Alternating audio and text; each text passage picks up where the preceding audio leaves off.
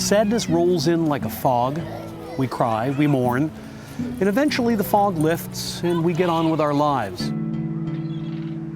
But for some people, sadness gets a grip and just won't let go, and that's when a normal human emotion becomes a psychological disorder. Depression is these feelings of sadness and anxiety that hit a bottom and continue inappropriately long. It's almost about duration. Sadness is manageable. Depression is not, and I think that's the major difference between them. It's a question of scale, and I think it's tricky in our own lives to sometimes make that distinction as to whether we are feeling simple human sadness or whether we've fallen into something else. One of the great things I've learned, the opposite of depression is not happiness. The opposite of depression is vitality. It's not just a sense of melancholy. It's not just a pervasive sadness. There are more hideous aspects in the sense that it affects your concentration. It affects your cognitive abilities. Actually talked to her, said that she's really, really sweet. And I'm Caitlin, and I'm 18. Say the last name. Oh, too. Yeah, well, Caitlin Davies. Okay, I'm Megan Davies. I'm Caitlin's twin, the younger twin, by 46 minutes. Yep. I'm 18 years old also. Tomorrow we graduate high school. 2 years ago, Caitlin Davies was diagnosed with clinical depression. Her identical twin, Megan, showed no symptoms of the illness. We asked the twins to record video diaries during the summer after they graduated from high school. Yeah, you'll be practicing together that much. Is there anything you're feeling optimistic about? The future. I'm excited to go off to college. That's good. Are you taking a math class? Caitlin, optimistic. Well, I'm feeling optimistic about next year and the possibilities of the summer and things like that. But again, that's also for me a double-edged sword. It's also what I'm feeling pessimistic about and worried about next year, going off school. How am I going to be able to handle that? Despite her depression, Caitlin maintained a straight-A average in high school and remains determined to go to college. But as she prepares to graduate, she finds herself spiraling downward once again. Depression. It's not like having a bad day. There's just so much more to that. The exhaustion and the lack of focus, lack of motivation. It's just everything, because sadness is something that you can. It's the easiest of all of those things to deal with, because there is an outlet for that. Like, how do you have an outlet for lack of motivation? How do you have an outlet for lack of focus? Like, lack of energy. Like, what can you do about that? At least with sadness, like, you can, you can write, you can cry, but you can't do anything about all those. And it's just so much more than just emotional. It's so much more physical than what a lot of people think it is, because your body feels it. You feel down, you can't move. You can't get up and do what you want to do. And it doesn't matter how much you want to do something, you just can't. At 18, Caitlin is waging a fight that could determine the course of her life. She must devote all her energy to getting well enough to leave home at the end of the summer.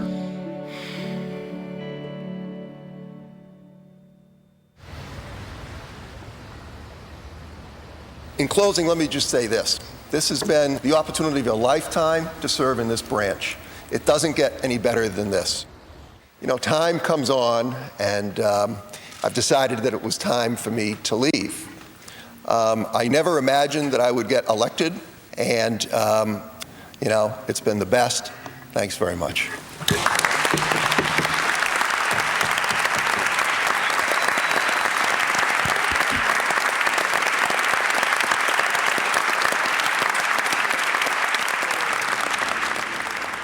Senator Robert Antonioni has served in the Massachusetts state legislature for 20 years. For most of that time, he was a very public man with a very private secret. I think that my struggles with depression began in 1999 when my brother committed suicide. I had all sorts of feelings of guilt, responsibility, neglect that I carried with me. I felt very traumatized with my brother's death, and the way that I dealt with it most often was to remove myself from the normal daily events. And for a politician, that's not a good thing, because politicians don't get elected by removing themselves from the public. They get elected by being in the public.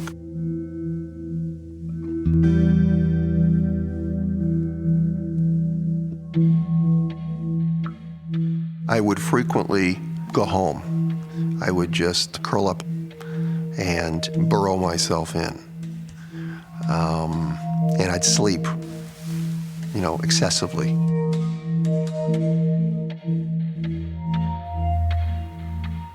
I frequently would think, I just got to get a hold of myself and stop feeling this way. Real men don't cry. And if you're a real man, you'll get over it. Cut it out, get it together. I can remember one day in my office just sitting down crying. And my chief of staff said, "Bob, we got to do something about this." That gave me the inclination that something had to be done here.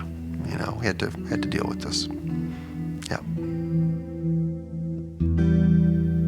Bob sought the help of a psychotherapist.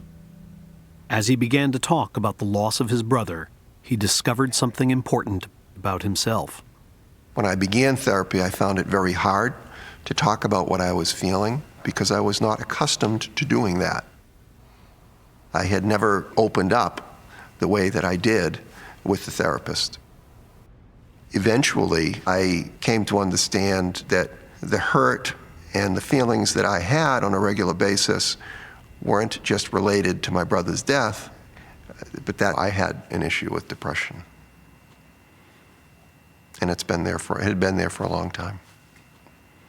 It's not bad to be sad or bad to be angry, but when you are persistently sad over a long period of time, and it's not about the moment, it's about something that happened, that's a time when you have to say, well, what's going on with my mind and my body and my spirit? I remember thinking, I'm having a bad week, and then the bad week turned to a bad month, and then that turned to a bad year, and then it turned into a bad 4 years. And then I remember being absolutely terrified because I thought, have I turned a corner that I will never, ever be able to fix? The most fascinating thing about depression is that you can't pin it down. You can't say it's just sadness. You're saddened by the fact that you're not in control of your thoughts. There's no desire to get out of bed and do things because you're not sure you can do them with any great sense of judgment or without any sense that'll make you feel better.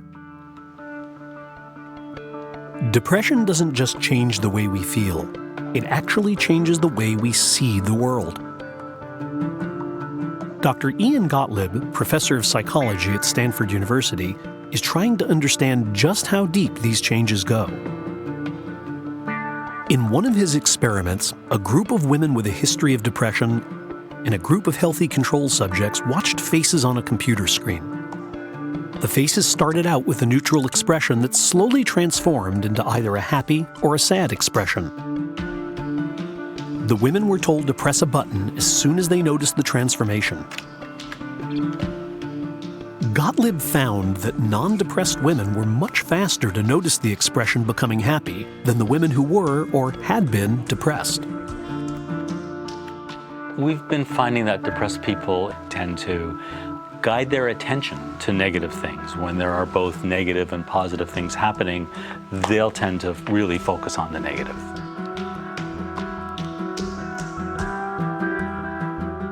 They attend to more sadness, and importantly, they remember more sadness. So those memories of sadness stay with them longer. Depressed people remember the criticism, they don't remember the praise, or they discount the praise and they say, it just wasn't warranted, I didn't deserve it. And even things that are neutral, they tend to interpret as more negative. Gottlieb's studies suggest that this isn't something that depressed people are conscious of doing. Rather, they just seem to be especially sensitive to negative information. One of the things that distinguishes depression from normal sadness. These thoughts are so automatic, they're part of us. We go through the day, we have all sorts of thoughts, reactions, and I'm sure you've been in a car and 15 minutes later you're at a different intersection with no real memory of how you got from the last one to this one. But you did it, and you did it safely, but you did it outside of awareness, and you did it automatically. And for depressed people, that's what these thoughts are like. They're just automatic, knee-jerk reactions. So we'll start with the first saliva sample. If you could take the top off of that and put the cotton swab in your mouth, and I'll time you for 3 minutes. But why are some depressed people prone to negative thinking? In another experiment, Gottlieb set out to explore the biological underpinnings of this thinking style. So now we're going to do a math activity, and for this task, we'll ask you to start off at the number 400 and count backwards by sevens. He subjected a number of volunteers, some at risk for depression, some not, to a difficult mental task and measured the level of the stress hormone cortisol that was in their saliva. Start. 400, 393, 383, 300. That's incorrect. Please start over. 400, 393, 386, 371. That's incorrect. Please start over. 400. The results were clear. Under stress, people who were vulnerable to depression generally produced higher levels of cortisol than people who weren't. In doing this, one of the things we found is that people who are depressed and people who are prone to becoming depressed are actually more biologically reactive to stressors. When they're confronted with a stressor, they have no control over it. They secrete more cortisol, the stress hormone. They don't mean to be more reactive. That's a genetic factor over which they have no control. And that goes along with this attention to negative events. There's a whole picture of just a greater reactivity to negative information. You can't learn, for example, easily to control your cortisol output, to control this stress hormone. But you can learn to respond differently to stressors. You can learn to recognize stressors, to not have a gut reaction to them as, oh my God, this is horrible, but to say, aha, now I need to do something. And that's a very different response, and it elicits a very different stress hormone response. Psychotherapy helped Bob Antonioni realize the role stress played in his depression. But he was unprepared for his therapist's recommendation that he combine therapy with medication. It took me several years to feel comfortable taking medication. I was afraid political opponents or the media would somehow uncover that I was taking medication, receiving therapy for depression. I would go to a drugstore that was half an hour from my house. I saw a therapist 45 miles away. As a senator, Bob began advocating for funds to combat mental illness and prevent suicide. But he hid his own depression from all but a few close friends. Then one day, in 2003, he decided he'd had enough. I was asked by a local reporter, why was I advocating so much for these things? And I disclosed my brother's passing and how he died by suicide. And the reporter asked, Bob, did you ever suffer from depression? I said that, yes, I have depression. And she said, are you sure you want to say that? And I said, yeah, I got it. It's the truth. The day after the story appeared, I went to a big function in Boston. All the political people were there. And I remember walking into that auditorium thinking, what an idiot. Why did I say all that? These people are gonna think I'm nuts, you know? Well, let me tell you, as soon as I saw someone who knew me, they came up, hugged me. Bob, I'm so proud of you. I'm so glad you talked about this. Thank God, you know, more people are just running up to me. You know, you'd think I just won the Stanley Cup or something. And, you know, I was really taken aback. I was shocked. And I said, wow, okay, you know, thank you, thank you. I didn't know what the reaction would be from the public, but people were like, wow, thank you. You know, I'm so happy that you're talking about this. And it was, the reaction was just unbelievable. It really was. It was pretty cool. Yeah. You've been to the bottom of this. You look like you're at the top. I mean, you look like a guy, you strike me as a person who, at least at the moment, is feeling pretty happy, pretty optimistic about the future, pretty confident in the decisions you made. I do. I'm really happy about it. I'm very fortunate. I'm in the place where I am now because of the medication and because of the therapy. But life-changing decisions can make things easier too. Deciding not to run for re-election and to have one focus, in this case, practicing law, has made life so much more manageable and enjoyable. I'm not constantly anticipating the next shoe to fall, you know, or the next problem to arise. Now I feel like I'm more in control of things and managing things easier. There are many moments in my life now when I am happy. Bicycling promotes happiness for me. Doing fun things promotes happiness. I don't consider myself cured from depression. It's something I have to continue to deal with. But like high blood pressure or cholesterol, there's medication I can take and things that I can do so that happiness becomes more possible. I went through like 6 or 7 years of real depression. I just couldn't quite figure out what it was, and I just was never quite given the right pill. You know, I put them on Prozac, put them on, that's, you know, it's still trial and error with most people, I think, who suffer from depression. But with the help of the right therapist and with the help of finally the right prescription medication, somehow I knew I'd come out of it. I'm someone who has been on antidepressants for 15 years, and I always question, is it, not just is it good or bad, but am I making the right choices for my mind and my body? I felt very conflicted about medication because I felt that it was some sort of a concession, that I was a failure.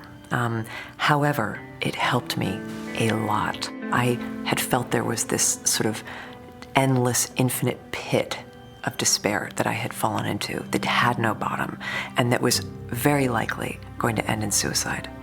And the medication brought that up to a point where I knew I could land on that and I wasn't going to go any deeper. It's clear that depression can have a profound effect on the way we think and feel. But there's growing evidence that it might do more than that it may affect the physical structures of our brains. Yvette Chalene, professor of psychiatry at Washington University, has been studying this possibility for over 15 years. In 1993, she began a series of experiments to see if she could find an abnormality in the brains of people with depression. Including loss of interest in things, you just didn't care about things that used to give you pleasure. At the time that I started to do this work, the idea that there was a connection between depression and the brain was kind of anathema. I mean, people really didn't believe that. It took me 4 different times to get my grant funded because people really didn't buy that idea. No, I can usually always sleep. Mm-hmm. In her studies, Chalene compared a group of women who suffered from depression with a group of women who didn't. So what I wanted to do was to go back and talk about some of the different episodes of depression you've had throughout your life. After a detailed psychological examination, Shalene used MRI to measure the activity in each woman's brain. She was especially interested in the part of the brain known as the hippocampus. This is the very outer edge of the hippocampus, and as we get really close to the center of the hippocampus, this is the sort of typical seahorse shape that people talk about. From previous studies, Shalene knew that depressed people experience elevated levels of stress hormones, and that over time, these hormones can damage the hippocampus. The hippocampus is a very delicate part of the brain, so it gets damaged easily. It's kind of like the canary in the coal mine, a signaler of something being wrong.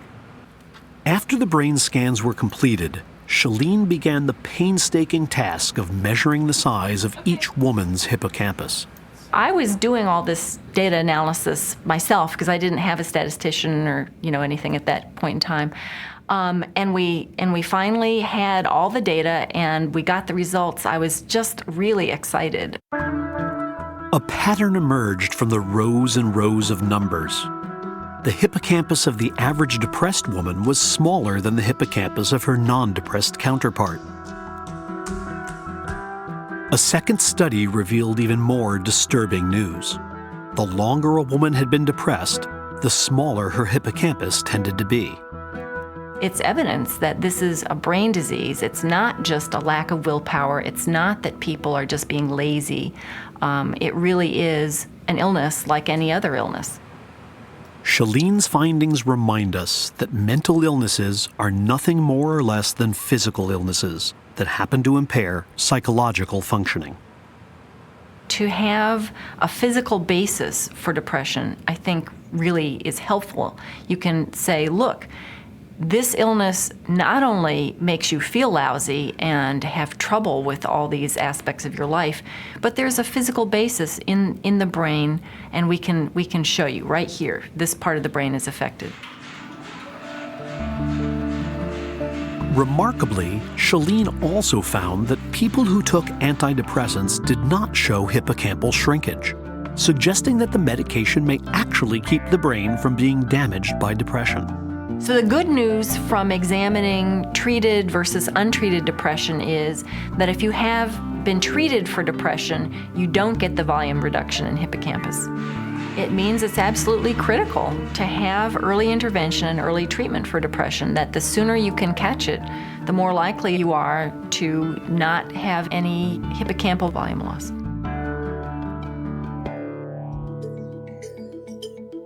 Although antidepressant medications clearly can help people with depression, no one really understands why. Many scientists have assumed that antidepressants work by changing the chemistry of the brain, by increasing or decreasing the level of important chemicals, known as neurotransmitters. But recent discoveries suggest that antidepressants may actually do much more than that. Neurons in the hippocampus, these newborn neurons, triple wavelength. Ronald Duman, professor of psychiatry at Yale University, suspected that antidepressants might alter the brain itself. He and his team gave antidepressants to rats and then analyzed their brain tissue. After months of carefully counting the number of cells in each rat's hippocampus, their analysis revealed something that no one had ever expected.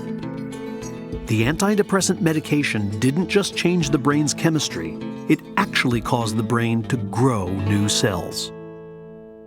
So this is an example of how we're able to see new neurons in the brain. And this is a cross-section of a rodent brain through the hippocampus, the part of the hippocampus where new cells are born.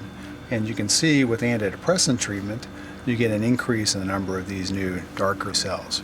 This looks really quite amazing. 3 weeks of treatment with an antidepressant, and I'm seeing substantially more cell growth in the hippocampus of the rat that's gotten the drug than hasn't. What'd you do the first time you saw this picture? We were just jumping up and jumping off the lab bench here and growing new neurons of your own. Yeah. Duman's findings stunned the scientific community because they suggested that antidepressant drugs might be helping the brain repair the cellular damage associated with depression. It was really just incredibly novel and remarkable. I mean, it's something that has really changed the way the field thinks about depression and how antidepressants work. There are actually new cells that are being born with chronic antidepressant treatment. Duman's research is helping scientists understand how antidepressants might help reverse the effects of clinical depression.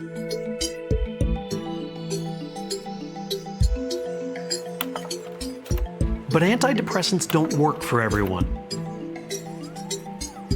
Depression, like most mental illnesses, is a combination of experience and biology. Experiences such as divorce, death of a loved one, even the birth of a child can trigger depression, but they only seem to do so among those who are already vulnerable to the disease. That's why two people can have identical experiences or identical genes, and yet only one of them will become depressed. We're taking pictures, Mom? Yes. Yes, you need to be. Oh, yeah, get a photo. Here, cheer. I have so many things. I'm so talented. I don't know, Megan. That sort of looks good. So it looks good. It's graduation day, just 10 weeks before Caitlin is supposed to go to college. Although she rallies when she has to, her family is increasingly worried that the antidepressants are not helping. Okay. They'll tell us how to wear it when we're done. All right. Yay. You're almost there. All right, give us a cheese. Cheese. When Bob and Tricia married, they knew they wanted a family. Their son Evan was born first, and 2 years later they had twins. There we go. Is that the side you're supposed to have it on? We don't know. This is how Katie said she reversed it. Oh, she's supposed to be Me. taller. Yeah. Megan and Caitlin may have come out of the womb together, but they had been different ever since.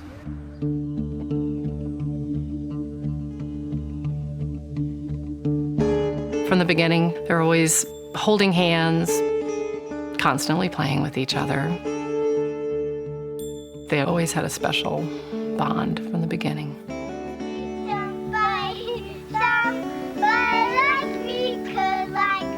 Caitlin always seemed to be a little dominant in terms of kind of arranging their social life and doing things and being in charge. Starting at the end of 8th grade, I started to notice that they kind of did almost a complete reversal. Megan was always filling the silence and becoming the social, outgoing, talkative one. And I noticed that Caitlin, I don't know, she just didn't seem to be always chattering and always happy like she used to. I used to call her my little sunshine, and it occurred to me that there were not a whole lot of sunny days anymore. So I really started to worry that her life was not the way she really wanted it to be.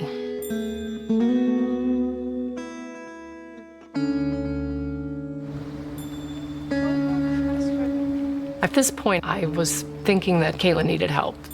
I finally went online and the Depression Center's questionnaire came up, and that was very scary. Because when I was able to answer yes to pretty much every question, it occurred to me that that she must be depressed. Hey, there's Sheila. Hey, Sheila. Hey, guys. How are you? Good. Howdy, stranger. How are you? First time I've seen Caitlin in a long time. When Caitlin initially came in, I felt quite confident that we would be able to turn her around very quickly with our traditional first approaches. So typically we would begin with one class of medicines, and that I felt would certainly turn her around within the first 3 months, and that's fully what I expected. However, for Caitlin, that turned out not to be the case. So we found ourselves going through 1 and then 2 and then 3 and then 4 and then 5 different classes of medication treatments.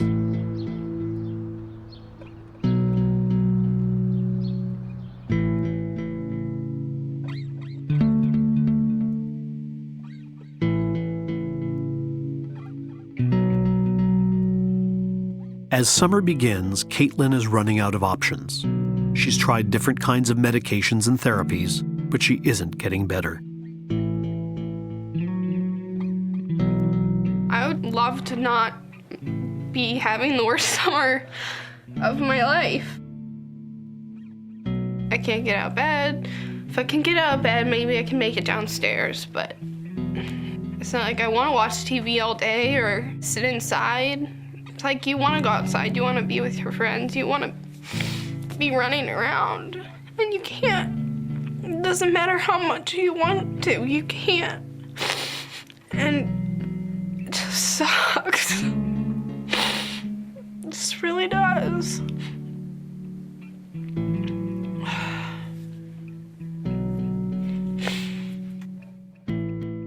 Okay, so it's Thursday, and this is Megan. Caitlin doesn't mind that I'm off doing things my own. She actually like encourages it. She thinks it's fine. But I mean, it's just really hard. Because I always had that sense of guilt. But if I'm going out there and I'm having fun and I'm enjoying life, but she's not being able to do the same things that I am and not finding joy in life and not having fun in everyday situations, how can I not feel guilty about that? I think she knows that the rest of us are struggling, but I just don't think she knows how much and how deeply this is affecting the rest of us. Once again, this is Megan, and I'm out.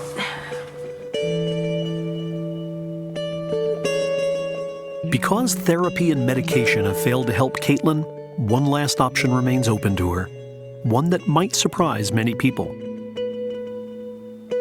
Most of us know it as electric shock treatment, but it's actually called eletroconvulsoterapia, or ECT. For 70 years, ECT has been used to treat severe cases of depression that haven't responded to psychotherapy or medication. As movies like One Flew Over the Cuckoo's Nest remind us, ECT was once a primitive and painful procedure, but technological advances have made it far less traumatic and virtually pain-free. ECT is a highly effective treatment for depression, but no one really understands why. Do we know if ECT is more effective than the antidepressants in causing the neurogenesis? Ronald Duman's studies might offer a clue. Working with rats, he's found that ECT is even more effective than antidepressants in stimulating cell growth. Tell me what I'm looking at. They're beautiful, but they're more significant than that. Here we're showing that the cells that give rise to new neurons are actually increased in number by electroconvulsive therapy. This is really quite amazing. There's just a lot more of these blue cells on this side than on that side. The example that we're showing here is the effect of chronic electroconvulsive therapy, that ECT leads to a very dramatic increase in numbers of new neurons, much greater than what we see with antidepressant treatment, with a chemical antidepressant treatment. Although experiments with rats can't necessarily be generalized to human beings, these results do offer an intriguing insight into how ECT might work and why.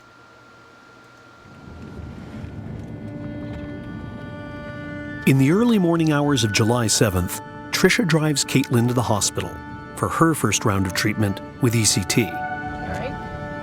Should have brought your pillow. Caitlin herself was the one who made the decision that the life that she was leading was not how she wanted to be. So I was taking a cue from Caitlin.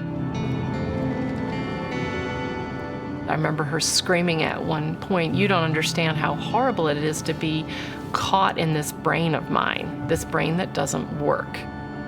And you'll never know how awful this is. And I want you to fix this." She would strike out at me at unexpected times. Nothing I could do was good enough for her. But I knew in my heart that she's such a sweet, thoughtful kid, and she had told me how much she loved me at one point in her life, and points during this whole process that I knew that she really didn't mean it. Welcome. Hi, Brad. How are you? Good to see you again. Nice to see you. I was the one who said to the doctor, "What about ECT?" I just kept researching what kind of things help with depression. So I've kind of put it out there. So how's your mood been? I take it your mood's been down? Yeah, it's been down. Do you have any periods in which you feel good, in which your mood feels good? Not really, I would say. No. We definitely had a lot of reservations because we knew that it was a serious process and procedure, but Caitlin was severely depressed. And any thoughts of suicide? Mm-mm. And even to the point where you wish you were dead? Sometimes. Okay. I just felt like nothing was going to stop us from getting to this solution here. Do you understand this is treatment for depression beyond the meds? Yeah. You got some hope that this will work? Yeah. Dad's gonna say goodbye, okay? Just kidding. I'm gonna be around. See you all with you. Functioning is like a 4-letter word to me. Yeah. I mean, it's good, you're functioning, but that's no way to live. And it's no way to continue going on. It's the worst thing in the world for me. How you doing there, Anesthesia team here taking care of you today. We're gonna hook you up to some monitors here. Can we do a timeout? Yes. Okay. Can you tell us what your name is, Caitlin? Caitlin, baby. What are you having done today? ECT. Okay, all right. Everybody concur? I concur. Okay, all right. Okay, so half. Okay, turn your head towards me. Great. ECT is perhaps one of the most misunderstood treatments for depression. I think many people view ECT with an eye toward One Flew Over the Cuckoo's Nest, a sort of archaic, medieval treatment that they can't fathom anyone receiving. In point of fact, ECT is one of the treatments that turns around difficult depression more quickly than many other treatments. And for moderate to severe depression, frankly, is a treatment of choice, particularly if an individual has failed the traditional psychotherapeutics and pharmacological treatments. Most of the time, anesthesia is present, so the individual does not have any memory of the procedure itself. They will remember some of the preoperative procedures and often will remember waking up in the recovery room, but otherwise they have no memory of the event itself. Okay, we're ready, guys. Let's go ahead.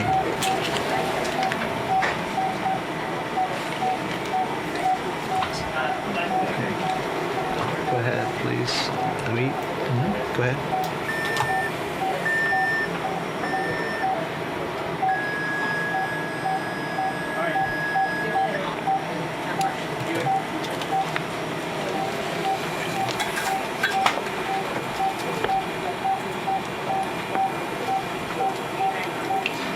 So she's still seizing right here.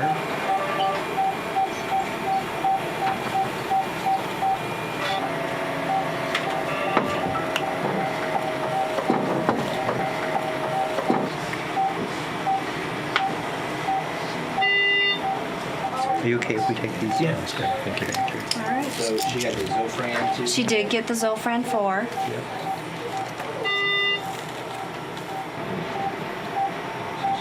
Slowly waking up, probably with the extra. All right, Caitlin, and we're going to take you to recovery now.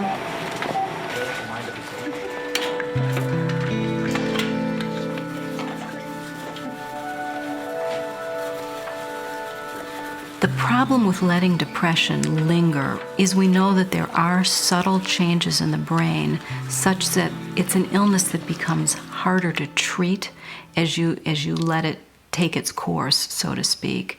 The other major problem with depression, especially in young people, is that you lose years of that individual's life. Human beings change a great deal during adolescence.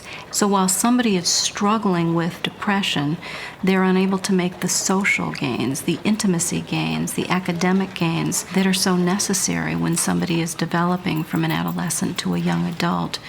So it essentially robs people of years of their lives during a period that they're struggling with these internal symptoms. Caitlin, you hear me? You're done. It's all over. It went really well. Yeah, it's all over there. Yeah, okay. You want to just get a little sip? It's going to be a little hard for me to do that. Take a sip. You don't have to sit up all the way. Okay.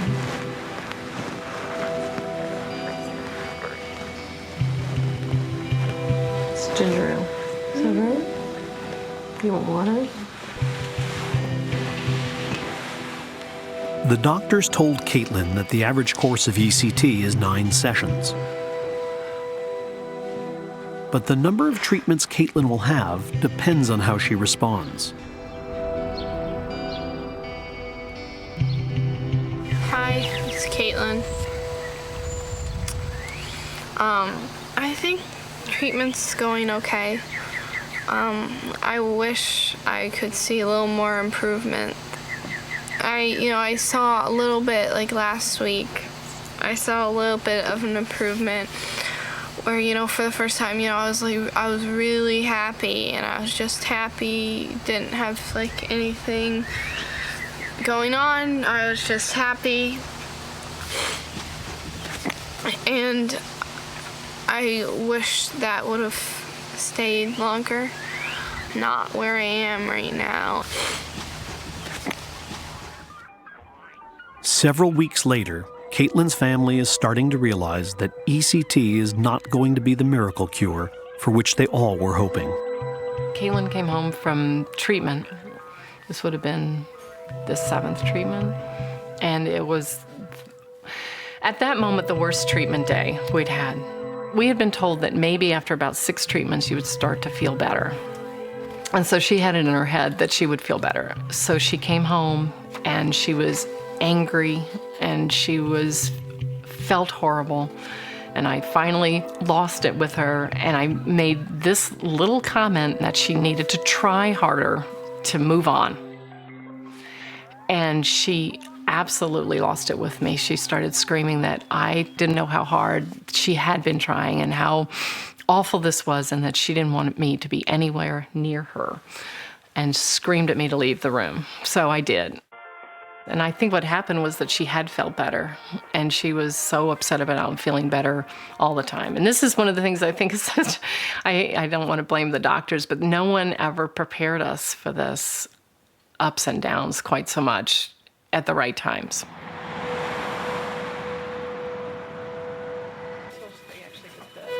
Despite the disappointments, the doctors suggest moving forward with additional treatments, as many as 3 times a week.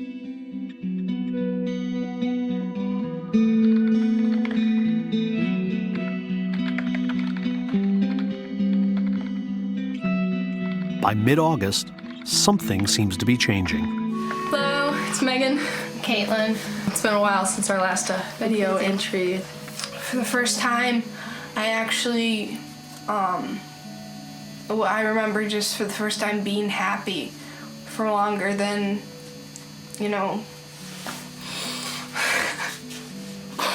just remember being happy for longer than, like 5 seconds, and it was just the most wonderful thing, because I hadn't felt happy like that for an extended period of time, and as long as I could remember, and it was just the most amazing thing for me, because I did feel happy, and it did last longer than the first second, and it's just really, really nice. And I mean, it's still really hard for me to get moving, but that was just really great, because I go off to school in less than a month.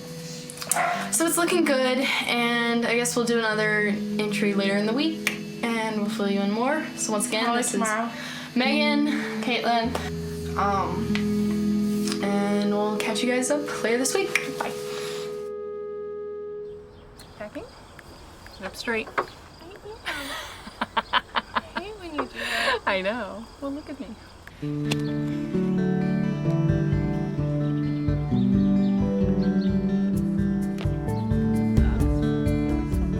Shortly after her 16th treatment, Caitlin tells her family she feels ready to try college. Why should I let you go to school tomorrow? I'm scared to death. You have to let me try. But how can I let you go? Because I'm doing so much better. Why do you want to leave? I'm worried to death. Tell me why I shouldn't worry. Because I'll do fine. Why? Because I'm responsible and I'm a strong person. Okay. And you're feeling up to this? I'm feeling up to it. Okay. All right. I just wanted to know. All right. You scared? Yes, I'm scared. Are you scared? A little bit. Just a little? I'll be fine. You'll be fine. Okay. I'll be fine. All right. That's all I needed to hear. That you'll be fine. All right? All right. Good girl. Oops. Again!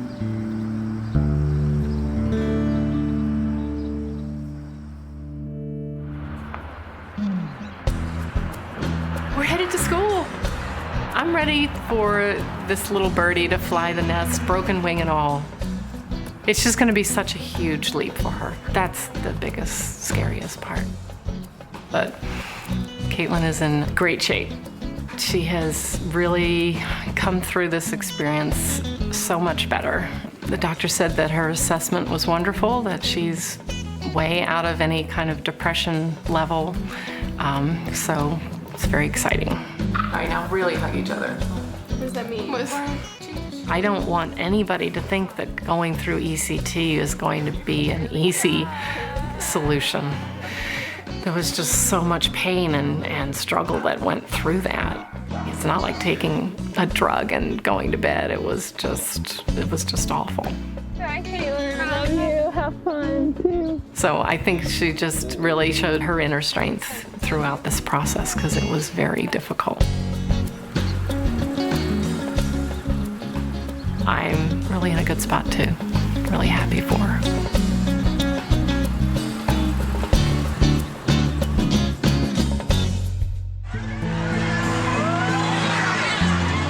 Everyone wants to feel happy.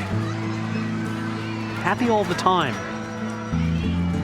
But nature has a different plan for us. Our brains were designed for survival, and the negative emotions they create are vital to that mission. We need to feel afraid,